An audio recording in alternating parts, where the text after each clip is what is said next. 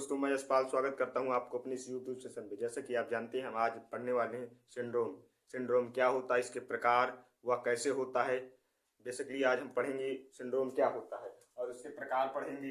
इसी में हमने लिखा सिंड्रोम। सिंड्रोम का मतलब होता है लक्षणों के एक समूह का एक साथ दिखना जो किसी विशिष्ट विकार या बीमारी की विशेषता बताती है। इसके कुछ विशिष्ट शारीरिक लक्षण और विकास में देरी होती है। इस सिंड्रोम हो गया, उस मनुष्य का शारीरिक विकास रुक जाएगा। जैसे मंगोली जड़ता में होता है, आदमी का आंशिक मुंह खुला होता है। सेम इसी प्रकार से उसके हथेली मतलब गोल होते हैं, यानी आदमी मंगोली जड़ता में नाटा हो जाता है। और इसे टर्नर सिंड्रोम में, यानी टर्नर सिंड्रोम में क्या होता है कि बंद हो जाता है इंसान, मतलब उसका शारीरिक विकास रुक जाता है, पतला हो जाता है, स्त्रियों के तरीके हो जाता है, उसके अंडाशय स्रावित होने लगते हैं। तो इसी को कहते हैं सिंड्रोम। जैसे एड्स भी एक सिंड्रोम है, इसे कहते हैं एक्वायर्ड इम्यूनिटी डिफिशियंसी सिंड्रोम। ये भी एक प्रकार का सिंड्रोम ही है। तो लिखेंगे टर्नर सिंड्रोम। टर्नर सिंड्रोम एक गुणसूत्री विकार है जिसमें रोगी व्यक्ति लिंग गुणसूत्र मोनोसोमिक होता है। कुल गुणसूत्रों की संख्या एक लिंग गुणसूत्र कम होने के कारण होता है, यानी 44 प्लस x यानी 45 होती है। इसके प्रभाव से शरीर अल्प विकसित, स्त्री के समान बंद होता है, अंडाशय स्रावित या अवशेषी होता है। यह स्थिति गुणसूत्रों के अनियोजन के कारण उत्पन्न होता है। मतलब टर्नर सिंड्रोम को मतलब हमारे मनुष्य में 46 जोड़ी गुणसूत्र होते हैं, यानी मतलब 46 होते हैं, 23 जोड़ी गुणसूत्र होते हैं। और इसमें एक गुणसूत्र की कॉपी में जो है 46 जोड़ी गुणसूत्र, 23 जोड़ी गुणसूत्र होते हैं, यानी 46। और इसमें टर्नर सिंड्रोम में क्या होता है, एक कमी हो जाती है, यानी एक उसकी कॉपी कम हो जाती है, यानी डीएनए की, तो उसे कहते हैं टर्नर सिंड्रोम।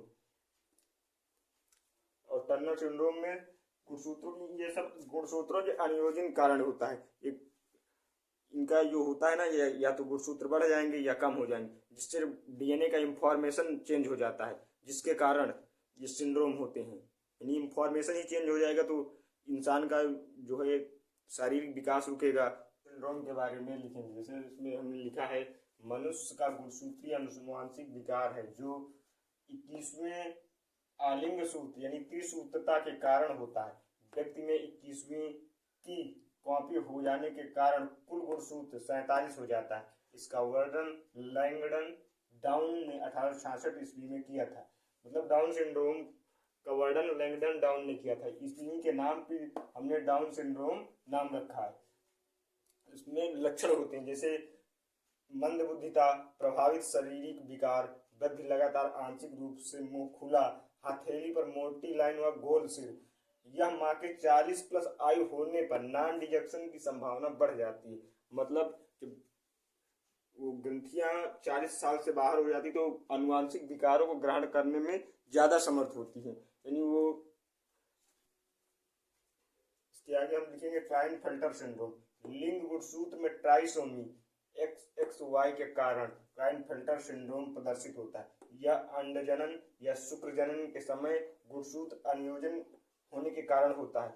ये मतलब क्लाइनफेल्टर सिंड्रोम में इंसान का शरीर मतलब स्त्रियों जैसे हो जाते हैं, उसके स्तन स्त्रियों जैसे, वो नपुंसक व बंद होता है। और उसका शारीरिक विकार जो होता है ना, स्तन हो गए, मतलब वो नपुंसक भी होता है। क्लाइनफेल्टर के लक्षण लिखेंगे। जैसे क्लाइनफेल्टर में लक्षण होते हैं, जैसे उसी को लिखेंगे। व्यक्ति बाह्य लक्षणों से पुरुष, यानी व्यक्ति बाहर से तो पुरुष दिखता है लेकिन इसके बाह्य जननांग अल्प विकसित होते हैं और इसके जो इसके स्तन जो होते हैं स्त्रियों के समान विकसित होते हैं। यह अवस्था गाइनेकोमेस्टिया कहलाती है। शरीर पर बाल कम होते हैं। ये व्यक्ति बंध या नपुंसक होते हैं। क्लाइनफेल्टर में बेसिकली मनुष्य बंध या नपुंसक होता है, उसके स्तन जो है स्त्रियों के समान विकसित होते हैं और जो बाह्य जननांग होते हैं वो अल्प विकसित होते हैं, जिसके कारण यह नपुंसक होते हैं। आई होप यह टॉपिक आपको अच्छे से समझ में आ गया होगा। मिलते हैं नेक्स्ट वीडियो में, तब तक के लिए जय हिंद, जय भारत।